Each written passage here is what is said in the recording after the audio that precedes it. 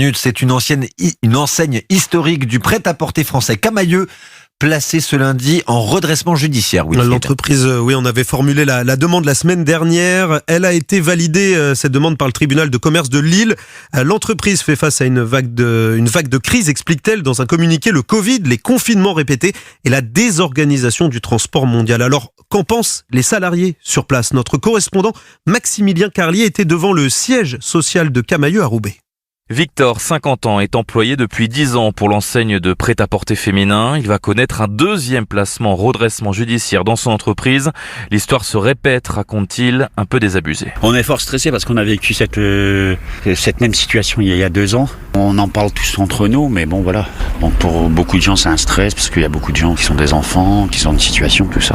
Qu'on est reparti encore dans une galère, on verra bien. Il faut garder espoir selon lui. C'est d'ailleurs le sentiment de plusieurs salariés rencontrés ici.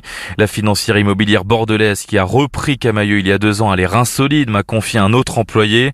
Dans un communiqué, la direction entend travailler au plan de continuation afin de préserver l'activité.